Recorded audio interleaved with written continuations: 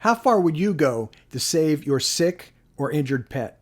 How much money would you spend? How much money should you spend to save your pet? Those are questions that recently popped up when our little dog Frankie got very, very ill. And we had to grapple with some very serious decisions we had to make with him. I mean, does God put animals, even the most beloved animals, on the same level as humans? Of course not. And we're not meant to treat them as such. We're not meant to treat our pets as another member of our family or on the same level as our kids or even Uncle John, who we can't stand. Animals are animals. They're not as highly ordered as humans. We all know that. Now, I've had dogs my whole life. We currently have an Aussie Doodle. He just hit 2 years old, or we say he's an awesome Doodle. He's part Australian Shepherd, part Poodle. First time we've ever had this kind of breed. I know that you all think you have the best dog in the world, but you're wrong. Our dog is the best dog in the world ever. No, he really is. He's a fantastic little dog, and he got sick at the beginning of November, and he almost died, and it was from an injury.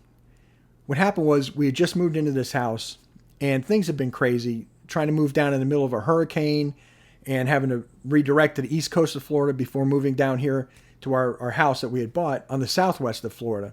So first thing that we had to do was replace the flooring because it was disgusting, the existing wall-to-wall carpet. And we ended up putting in luxury vinyl planking, they call it, or whatever. It looks like wood, one of those things. And we had to redo the baseboards. Well, we had so many people in and out of this house for well over a week. Our dog was stressed out, and he never chews anything that he's not supposed to. From day one, he's only chewed his chew toys and this and that. For some reason, though, we got a piece of wood from the baseboard that was left on the floor by the workers, great workers, and he started chewing it one night, and we thought we had cleaned it up real well, but the house was a mess anyway because furniture was all over the place, having to move furniture from one room into another and all that stuff to make room for the workers. And he got a piece of quarter round. It's a piece of wood. And he was sitting there chewing on it, and I looked over just to make sure what he was chewing on was proper, and he had it completely in his mouth, so I knew it wasn't a chew toy, so I got up to go find out what, and he did one of those, I'm going to hurry up and eat it things before Dad comes over and takes, so he ended up swallowing some of it. I got a lot of it out of his mouth, and at that point, you don't know what's going to happen. He seemed to be okay for a couple weeks, and then he started not feeling well. And I won't go into all the things that presented with him. Just wasn't eating. He was having trouble going to the bathroom outside. A few other things and of course they all presented on a Saturday morning. So I had to bring him to the emergency vet, and they diagnosed him with prostatitis because he was not yet 2 years old. He just turned 2, and as I filmed this in February. And with everything going on with the move and all that stuff, we hadn't had him fixed yet. So they said, well, it's prostatitis because he's still intact. They gave him some antibiotics and sent us home. Well, over the weekend, he was getting worse. I knew he was getting worse. He wasn't getting any better. And I didn't expect a complete turnaround in 24 hours, but I could tell he was getting worse. It wasn't staying the same or getting better. He was getting worse. So, and he was staying away from us, which is totally out of his character.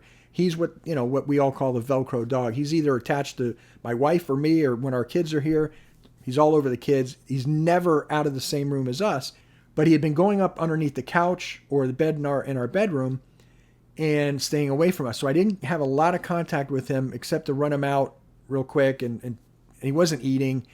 So the vet said, well, no, that's pretty normal. Let's let the antibiotics take their course. Let's see what happens. So Tuesday night, about 10 o'clock, it was a Tuesday night, and I run him out before we were going to go to bed. It was about 11 o'clock, and he just wasn't, I could see him, and it was breaking my heart that he was hurting. So I bent down to kind of just hug him around the neck and say, hey, fight this, little guy, just fight this and we'll get you through it. And I felt a grapefruit-sized lump on the side of his neck, which had not been there on Saturday. It came out of nowhere, and that scared me. So I ran back in the house. I told my wife, I said, he's feel this. So we ran back to the emergency clinic, They didn't know what they were doing. They didn't know what to do. They sent us down an hour away to a specialist, all night animal clinic, emergency animal clinic. So we get him down there. They admit him, and then they tell us he's going to have to be here 2 or 3 days. Now, I know that emergency clinics, especially for dogs, they're very expensive.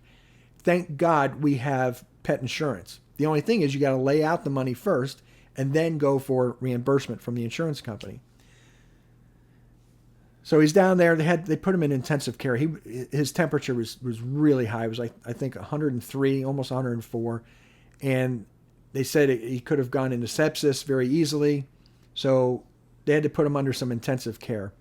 So we get him back out. The only thing that they could figure out was he had swallowed a piece of that wood and it got stuck in his throat. Because a few days after we brought him home from that specialist, I noticed his chest was all wet. And I thought he was drooling at first, but no, it was an abscess had formed on his neck, and everything was draining, which turned out to be a good thing.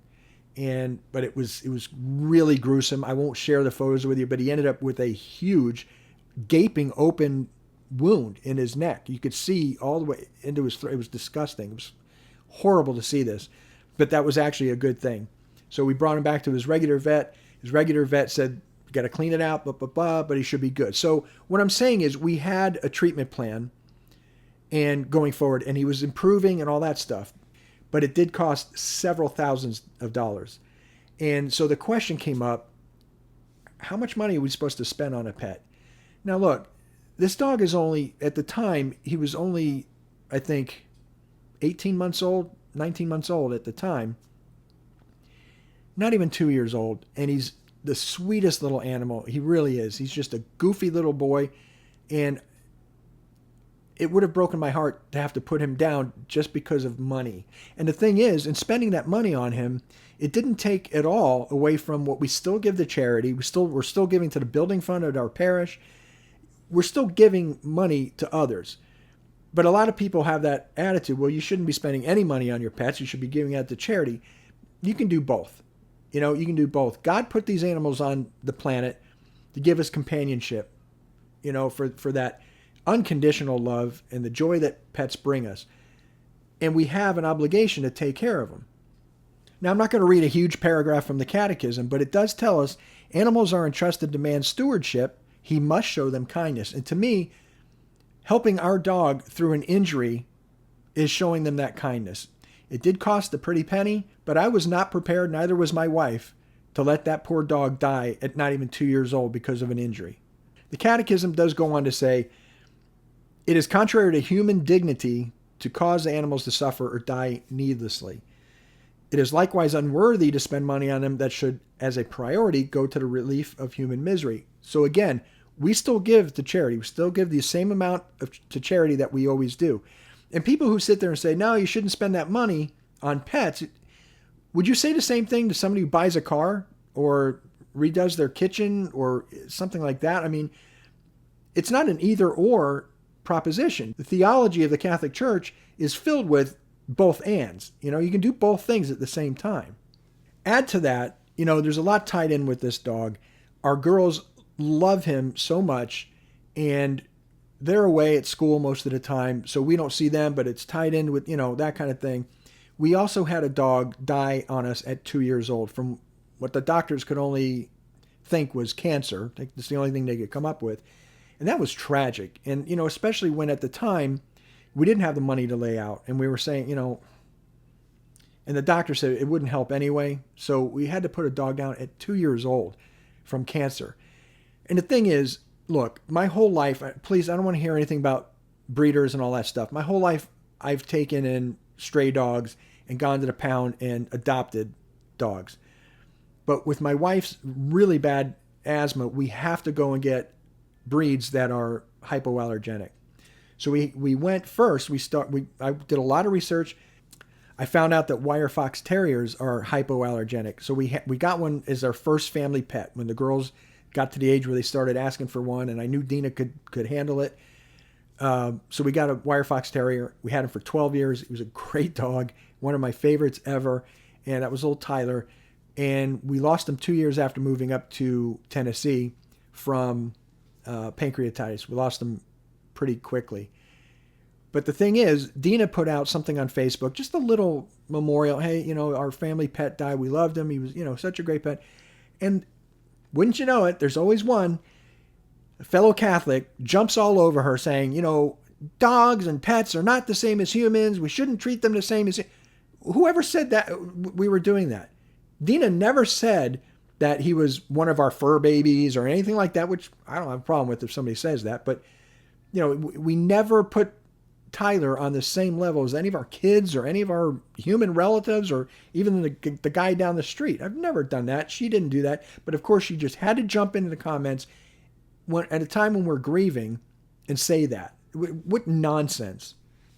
And make no mistake here, I'm not looking for people's approval to have spent the money that we did on our dog. I did what I thought was proper at the time. And again, it didn't take away from what we give to charity. Could we give more? Yeah, I think anybody would say they could. But when you have a sick and or injured pet and you have a treatment plan that will get him better, if it's within your means to take care of that dog and get him better, I think you should do it. I think and I could be wrong, but I think what the catechism was getting at is that, if you're putting a diamond encrusted collar on your dog or cat, that's a problem. If you have that kind of disposable income, maybe that should be going to charity instead of on a diamond encrusted collar around your dog or cat. I think that's what the catechism is getting to, not showing them the kindness of nursing them through a sickness or an injury. And look, we love our little dog so much. He's such a joy to have, and he's a blessing from God. He really is. But, if we're out in that whole thing, if you're out in a lake and he's drowning and then some dude is drowning that, I can't stand, of course I'm going to go to the guy first, the human, and save him. If I can't, if you can't save both, I'm not putting our dog on the same level as humans. I would never do that. Of course we can love our pets, our dogs, and even cats. Yuck. No, just kidding. I'm just kidding, cat owners. I'm just kidding. And we can dote on them. We can spend money on them, but within reason. Again, the diamond encrusted collars and all that stuff shouldn't be happening, in my opinion. But I think whatever money you are spending on your pet is up to each individual's well-informed conscience. And I know that many of you knew that Frankie had been very ill because I had put out a couple of community posts about it. And I really appreciate the prayers for him. And look, again, I'm not putting him on the same level as a human. There are people dealing with illnesses and sicknesses and injuries to family members, to themselves. I get it. Way more important. I get it. But still, we can pray for our sick and injured pets.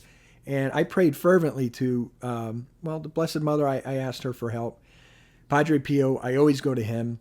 And St. Francis of Assisi. And boy, did they come through. And the thing is, I found a couple actual novenas that you can do for a sick pet. And I'll include those in the description of this video. And it was funny, but, just moving into this house, I had bought and then had blessed 4 St. Benedict medals to do the Four Corners blessing. So I had our parish priest bless them, and I brought them home. I hadn't buried them yet, and I had them still. So when Frankie was still convalescing, so I took one of the medals and I pressed it to his neck, and I said the blessing over him that I had found, and I think it helped. I do. I think that and the prayers to St. Francis of Assisi and our Blessed Mother and Padre Pio, I think that helped. Now, Dina found something that she had read something where it said something about the enemy will often attack dogs, family dogs, because they are so innocent and just full of love. I don't know. I think there might be something to that. But so I've started blessing our dog because I bless my wife before bed every night. And I started blessing our dog too. I don't think there's anything wrong with that. I mean, they do the blessing of animals on the Feast of St. Francis of Assisi all the time. So through God's mercy, Frankie pulled through. He's back to normal now. He's such a little goofy boy. And the thing is, we went with the Doodle as a breed because again, he's hypoallergenic. But after the death of our 2 wire fox terriers, pretty close together, I told Dina, I said, I don't want to do another wire fox terrier, and because we took a year off after our little 2-year-old wire fox terrier had died, we just couldn't think of having another pet after losing Tyler after 12 years. And then we got Vinny, our 2-year-old, that died pretty quickly after Tyler, only because Vinny came from Tyler's same bloodline, and we thought he'd be the same, have the same attributes. And then, like I said, he died. So we went with a different breed altogether, because I started really getting into the doodles, because there's this guy, I don't know if you've ever seen him. He has a huge Labradoodle, and his name is Brody That Dude, Dood. Look him up if you don't know who he is. Look him up. I think he's all over social media, but he has a big presence on YouTube as well. He lives here in South Florida on the East Coast, where we originally came from. And that dog is just so goofy and jumpy. That's what I wanted in getting a doodle, and it's exactly what we got. As great as Brody That Dude is, our dog's way better. He's an awesome doodle. In helping Frankie get better, that was one of several reasons why my wife and I hadn't put out videos in a while, between the move and doing everything for the house, and then, our dog getting sick, and it was a lot. So, but I think we're both back on it. We're both on track, and I really appreciate your prayers, and especially all you that pushed Dina to get her to start putting out videos again. Thank you. She's back. She's back at it. I'm not going to let her slack off. I'm going to, make sure she keeps going with it. She wants to anyway. I'd really like to hear any other stories from other pet owners out there who might have been in a similar situation. I'd really like to know what you did, or how far you went to take care of your pet, because I know our story is not unique. So, and I love hearing stories about pets. I do, especially when it's tied into the intercession of the saints and a pet that's been nursed back to health. I love that. I love stories of that. So please include that in the comments. Thanks for listening to this. God bless until next time, and Padre Pio, Ora Pro Nobis.